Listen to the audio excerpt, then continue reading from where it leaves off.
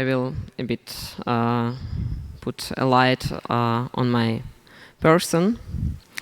I'm a queer journalist, non-binary person from Ukraine, curator and cultural worker. As a co-founder of Kvitne Queer Verein, I helped establish a platform for community-based initiatives and queer visibility in Germany.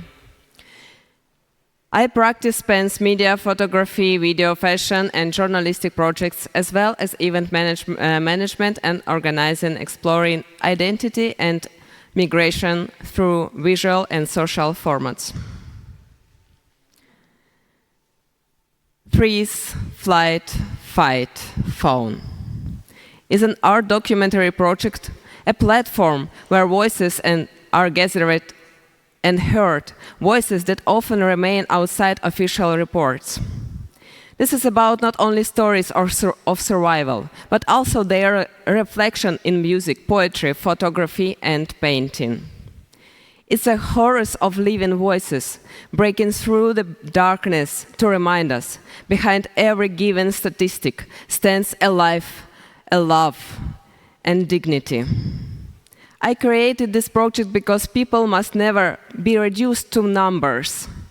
This many people killed, behind that line in the news, there is always someone's heart, someone's love, someone's life.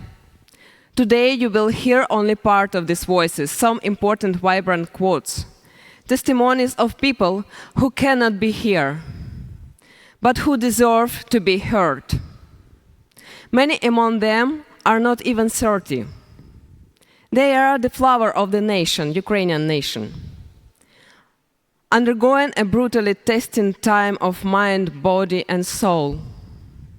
Now, in the 4th year of full-scale invasion, they still bear coffins of fallen loved ones and lay more mourning flowers on the graves of friends. But after victory, they will carry rainbow flags in a free country and be able to marry at home, not forced to travel abroad, merely to confirm their union in foreign documents, but to legalize their families here in Ukraine. Queer people, once seen as the most vulnerable, have become some of society's strongest, most active, and most reliable members. They fight, endure occupation, live in exile, create a new culture, new identities, and new future. They share their fears, their dreams, and the small everyday moments that make up the true picture of life. Switzlana, 25 years old. I think I'm bisexual, so I'm still exploring my sexuality because it's a very wide spectrum. My pronouns are she, her. My family is large, older sister, me, brother, and a youngest sibling, who is still figuring out who they are, but currently uses they, them pronouns. They trust me with his information, and I want to be a good older sister, to support, not to say, you're just imagining things. I tried coming out to my parents. At first, my mom was frightened when I said, maybe I was in a relationship not with him. I was 19 and I thought they would never accept me. But over time, the fear passed. Now I can even joke with my dad that I once had a girlfriend. He reacts calmly. When the full-scale invasion began, I was studying in Mykolaiv, the city in the south of Ukraine. And I was there when it started. We were hiding in the basement, afraid of every sound. I remember feeling helpless. My siblings wrote to me that they were scared, sitting with 2 cats under coats in the basement. I couldn't calm them or hug them. The helplessness was unbearable. The scariest moment was summer 2022. I saw a photo of a destroyed building and recognized the house where 2 of my closest friends, my bestie and her girlfriend, rented an apartment. They weren't answering their phones. Usually in the morning I found fresh likes on my silly TikTok videos from her she left in the night. That time I understood something really bad happened. The next morning my friend's mother wrote to me. They had been found. Her body was recognized by the tattoo. Both my friend Lo and her girlfriend were dead. It was my first conscious loss of someone so close. I don't even remember how I got home that day. I kept trying to recall everything to everyone. Her favorite color, her voice, even whether she had any tattoos. It all seemed to vanish in an instant. I rewatched all our old videos, reread our chats, trying to piece it all back together. The memories of staying over at her place, her feeding me sweet French toasts. The two of us watching Alf on DVD all night. Or laughing by the fountain while she drank that disgusting brandy cola. Then I came across one of her voice messages. Hey, silly girl, stop it. Everything's gonna be okay. And it felt like something inside me clicked back into place.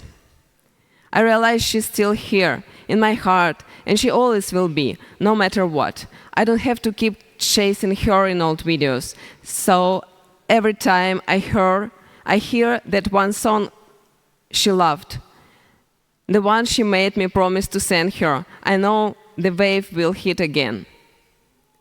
And when I go to her grave, I always bring a bottle of brandy cola. I think that maybe one day I'll get a violet tattoo in honor of the character she created back when we used to write fan fiction together in schools. Now the only thing I can do is try to fulfill some of our shared dreams. They had dreamed of a wedding abroad. And sometimes I think, now whenever I said I couldn't do that myself. Even with the danger, I feel this is where I belong. My friends are here in Mykolaiv. My circle is here. I feel needed. I work officially, I pay taxes. I donate to the army from every taxi ride and every purchase. This is my way to being a part of the life they are trying to destroy. And I also dream to publish in a collection of my poems. It's 13 pages so far. 2 of the poems are about the war. One about the people I lived side by side with. The other about the day I lost my friend. It's a memory I hold close. Alexander Demenko, 26 years old. My name is Alexander Demenko. I'm a veteran of the Russian-Ukrainian war, a defender of Mariupol, a former prisoner of war. Now I head the NGO LGBT Military for Equal Rights. I'm a veteran of Russia's war against Ukraine. I defended Mariupol and spent 20 months in captivity. Today, I head the NGO LGBT Military for Equal Rights. I first studied law, but was expelled in Zaporizhia. Later, I enrolled in the economics faculty. During my first year there, I received my draft notice. That was back in 2019. I switched to part-time studies and joined the army. Getting the notice didn't scare me. It made me feel guilty. The war in Donbass was already ongoing. Many of my friends were already fighting. I decided I had to serve too. Back then, I didn't fully understand my identity. I was still figuring myself out. It was only during my service that I realized I'm a gay. At first, I told just one fellow soldier. He reacted calmly. Later, I found out he was queer too. We had a close-knit, friendly unit. Not everyone knew, but was respected. That gave me the freedom to be honest with myself. When Russia launched its full-scale invasion, I was stationed outside Mariupol. The same day, our entire unit was sent into the city to defend the garrison. We didn't go to war. War came to us. At first, there was confusion. Then came the adrenaline, and then the fear once I was wounded. I was hit by shrapnel in the head, back, and my leg during a naval artillery strike on Azovstal. I was taken prisoner along with others as we carried out the wounded. At first, they treated us somewhat civilly. There were journalists and the Red Cross present. They searched us, loaded us onto a bus, and we sat there all night waiting for our turn. Then they took us to Olenivka, where we were placed in barracks. Later, we were transferred to Horlivka. During interrogations, they used physical force and torture. They wanted to frame us for war crimes to justify what they had done in Mariupol to civilians.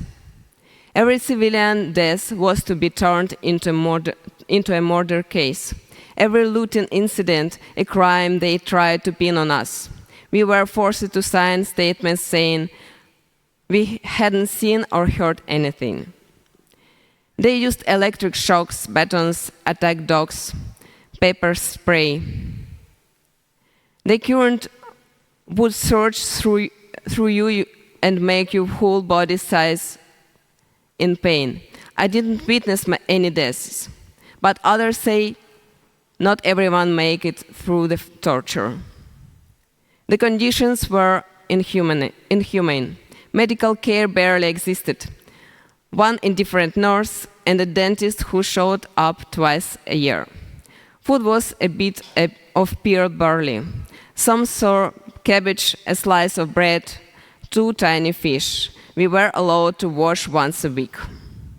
I spent 20 months in captivity. What kept me going was the hope that I'd make it out and that someone would be waiting for me, my family.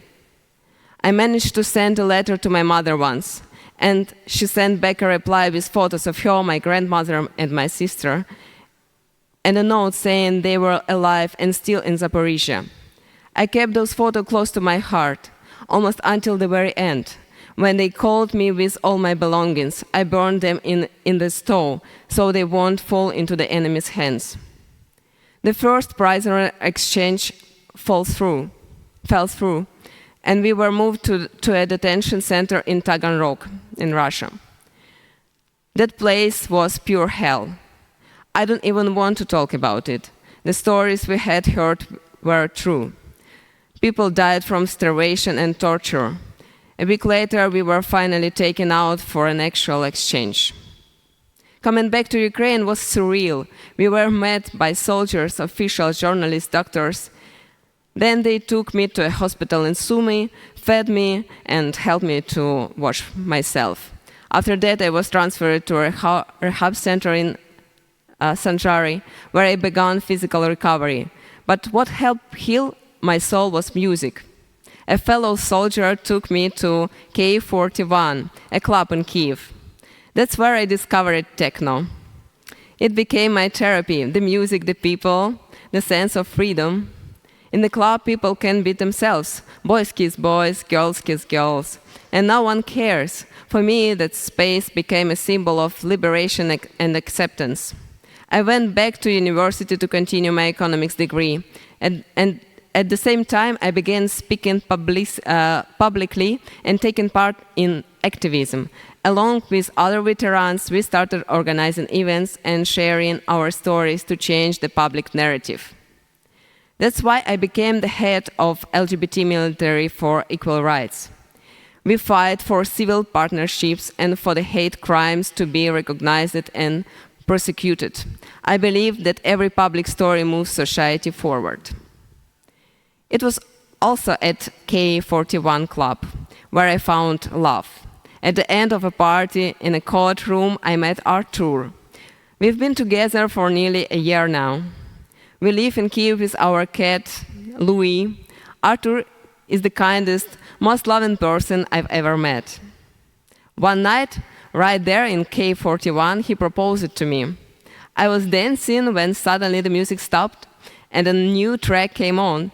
Someone tapped me on the shoulder. I turned around and there he was, down on one knee with a ring. All our friends were around us. It was unforgettable. We are not married yet, but we will be. I want our wedding to happen in Europe and then someday, for sure, in Ukraine.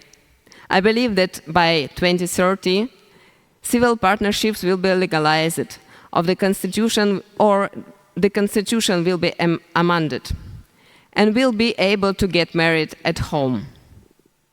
Captivity taught me one thing above all. Human connection is everything.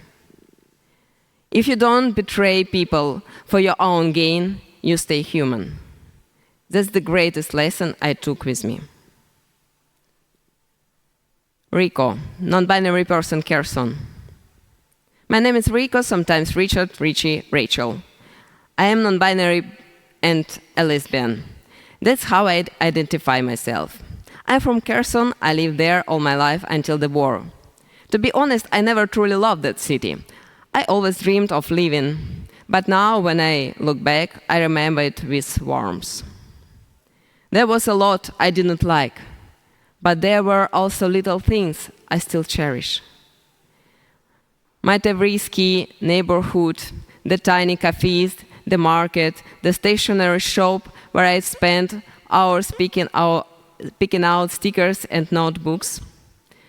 There was also a small place called Robin Bobbin, almost like a candy shop. Eclairs, profiteroles, slices of Napoleon cake or honey cake. These simple joys, I remember them vividly to this day. When the war began, my mom and I were in shock. Her brother called and said, "Pack quickly, fuel up the car." I don't even remember how and what I packed. Everything happened automatically. We lived in the basement for a month. My mom was terrified, hysterical, and it was heart-wrenching to see her because I didn't know how to help.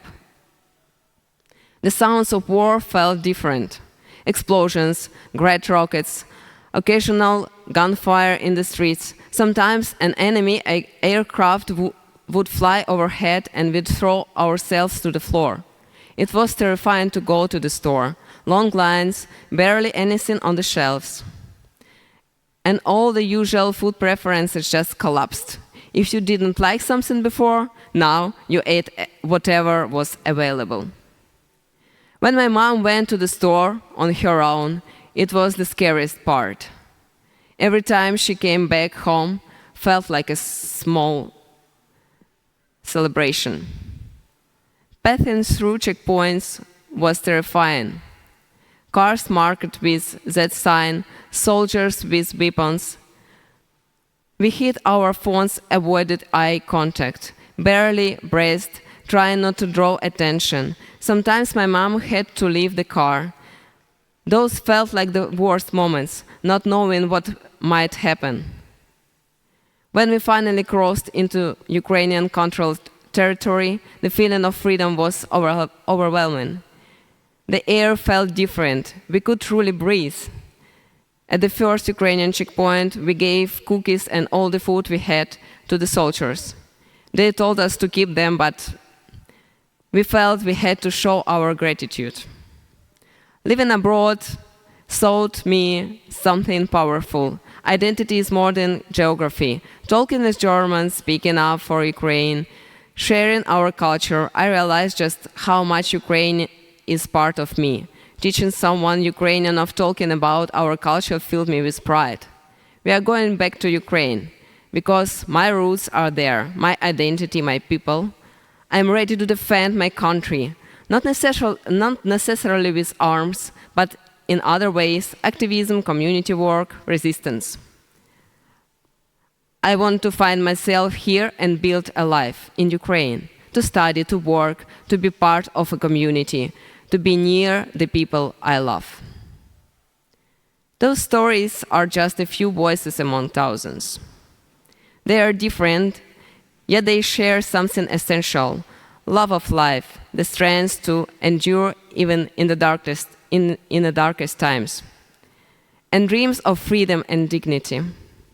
We need to listen to these voices because they reveal the true shape of this war and of our present moment. Not dry statistics, but beaten hearts. And if they could survive, keep living, creating, and dreaming, then together so can we walk in this path toward victory and a new future. Thank you for your attention.